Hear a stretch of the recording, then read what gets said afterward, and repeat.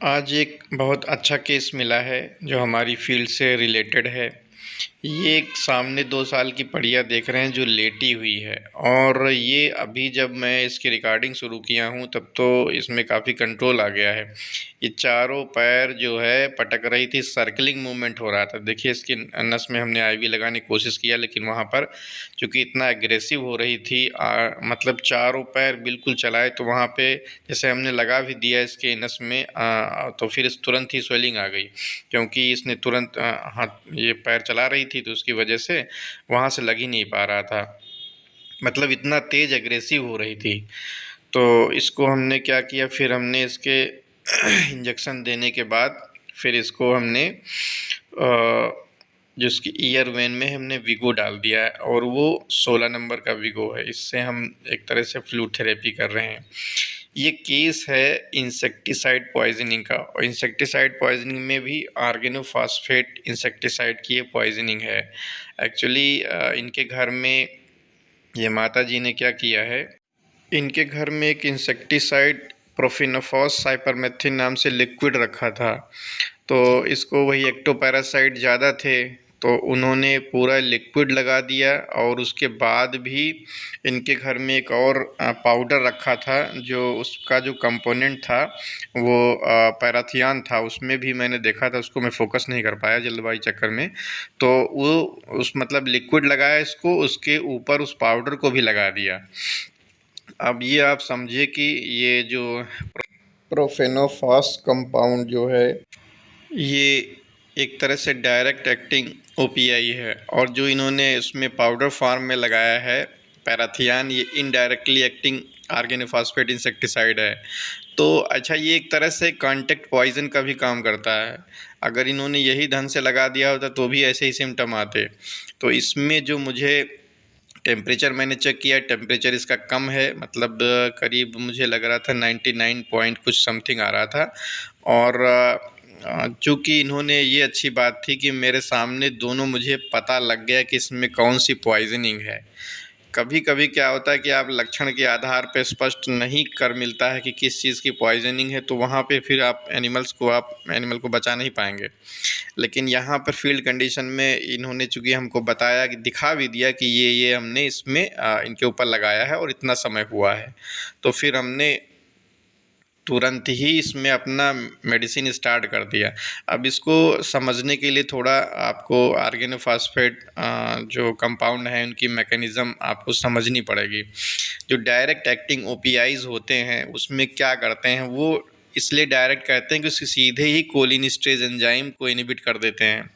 और जो ये आपका पैराथियन में बोल रहा था जो एक तरह से कॉन्टैक्ट पॉइजन का काम करता है, ये एक्चुअली क्या करता है, बॉडी में जाता है, मेटाबोलाइज होता है और मेटाबॉलिज्म के बाद पैराक्सिन बनता है। ये एक्टिव कंपाउंड होता है, इसीलिए इनको इनडायरेक्ट फिर इनएक्टिवेट कर देता है या इनहिबिट करता है कोलिनिस्टेज एंजाइम को। तो अब ये आपको जानना पड़ेगा कि कोलिनिस्टेज एंजाइम चूँकि ये एक्चुअली है क्या। कोलिनिस्टेज एंजाइम एक नॉर्मल एंजाइम होता है, वैसे तो दो तरह के होते हैं, ट्रू और फॉल्स। मेनली ज़्यादातर बॉडी में ट्रू पाया जाता है, दूसरा जो फॉल्स है वो कुछ ही जगहों पे है। इतना डीप में जाने की ज़रूरत नहीं, फ़िलहाल आप ये समझ लीजिए कि जो हमारे मेनली ट्रू एसिटाइल कोलिनिस्टेज जब इनहिबिट होता है फिर उसकी वजह से दिक्कत आती है। ये करता क्या है, क्योंकि जब हम एक normal physiological metabolism nervous system में चलती है इम्पल्स ट्रांसमिशन के दौरान, तो होता क्या है कि एसिटाइल कोलिन जो है वो रिलीज़ होता है वहाँ पे और वो उसके बाद ये acetyl choline esterase enzyme acetyl choline को ये तोड़ देता है। तो दो पार्ट में तोड़ देता है, एसिटिक एसिड और कोलिन। अब जब ये चीज़ नहीं हो पाएगी तो इसके मैकेनिज़्म में मेनली यही दिक्कत करता है कि हाइड्रोलिसिस नहीं हो पाती है। हाइड्रोलिसिस के लिए कोलिनस्टेज एंजाइम रिस्पॉन्सिबल होता है। तो होगा क्या, फिर एसिटाइल कोलिन नर्व एंडिंग्स पे स्टोर होने लगता है। स्टोर होने की वजह से ही पैरासिम्पैथेटिक स्टिमुलेशन स्टार्ट हो जाता है। तो अगर एक बार पैरासिम्पैथेटिक नर्व स्टिमुलेशन स्टार्ट हो गया तो फिर आपको चीज़ें देखनी पड़ेंगी कि इसको कैसे आप कंट्रोल करेंगे। इसको कंट्रोल करने के लिए इसको कंट्रोल करने के लिए जैसे आपकी बताया गया है कि पैरासिम्पैथोमाइमेटिक जो एक्शन है वो कंट्रोल करना पड़ेगा। उसके लिए बेसिकली आपको जो एसिटाइल कोलिन नर्व एंडिंग्स पे स्टोर हो रहा है उसके पहले तो आपको उसको हटाना है। उसको हटाने के लिए एसिटाइल कोलिन एक्टिवेट करना पड़ेगा। एसिटाइल कोलिन बाइंड हो चुका है, वो जो आपने इंसेक्टिसाइड दे दिया है उसने क्या किया, फास्फोराइलेशन कर दिया है उस एंजाइम का। तो उस फास्फोराइलेटेड एंजाइम को फिर रीएक्टिवेट करेंगे। तो इसके लिए हम यहाँ पर कई मेडिसिन यूज करते हैं।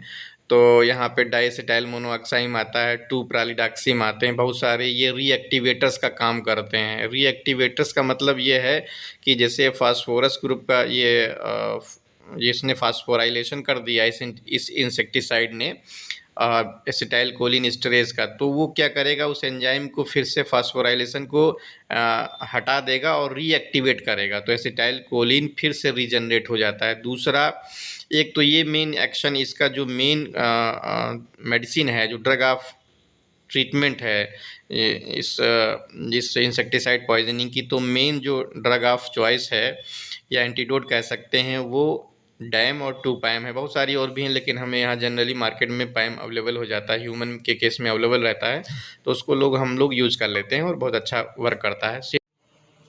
दूसरा यहाँ पर हम लोग यूज करेंगे एट्रोपिन सल्फेट का। एट्रोपिन यहाँ पर क्या करेगी, एट्रोपिन जो है वो मस्कैरिनिक इफेक्ट को कम कर देगी। एक्सेस ऑफ जो हमारा एसिटाइल कोलिन एक्सेस में स्टोर हो गया है नर्व एंडिंग्स पे, तो क्या करता है ये एक तरह से इसका कंपिटिटिव एंटागोनिस्ट होता है एट्रोपिन सल्फेट। तो मस्कैरिनिक रिसेप्टर पर उसके रिस्पॉन्स को कम कर देगा एसिटाइल कोलिन के। तो हमें इस ऑर्गेनिक फॉस्फेट इंसेक्टिसाइड पॉइजनिंग में दो चीज़ों पर फोकस करना रहता है। एक तो आपको मस्कैरिनिक इफेक्ट कम करना रहता है एसिटाइल कोलिन का। दूसरा, जो हमारा एंजाइम जो फास्फोराइलेटेड होकर इनएक्टिवेट हो गया है तो उसको हमें फिर से रीजनरेट करना है। तो हमें यहाँ ऑक्साइम एक्टिवेटर्स यूज़ करने हैं। अब हमने इसको कैसे दिया है तो आप ये जान लीजिए, एसिटाइल कोलिन की जो डोज है 0.5 मिलीग्राम पर केजी बॉडी वेट से हमने दिया है, और जो 2-पैम की डोज रेट है वो हमने 30 मिलीग्राम पर केजी बॉडी वेट से दिया है, और उसको 6% सोल्यूशन बना कर हमने इंट्रावीनस दिया है और स्लो आईवी नॉर्मल सलाइन में। तो इसको आप टोटल डोज कैलकुलेट कर लीजिए कितना आ रहा है, और उसके बाद आपको 6% एनएस में सोल्यूशन बना के आपको स्लो आईवी देना है। और इसका रिज़ल्ट इतना शानदार और बेहतरीन है कि देखिए, अभी ये तो नेक्स्ट डे का है। उस समय जब मैं ट्रीटमेंट कर रहा था तभी तुरंत ही उठ के बैठ गई, और रोटी वोटी के लिए वो तुरंत ही उसको रूमिनेशन स्टार्ट हो गया। तो एक रोटी खिला के देखा गया कि क्या है, मतलब ठीक हो रही है, रूमिनेशन ही है। तो धीरे धीरे उसकी उसकी जो टंग की मसल्स थी वो एक तरह से इनएक्टिवेट या पैरालिसिस टाइप की हो जाती है, तो वो धीरे धीरे ठीक हो गई। वीडियो में बने रहने के लिए थैंक यू, धन्यवाद।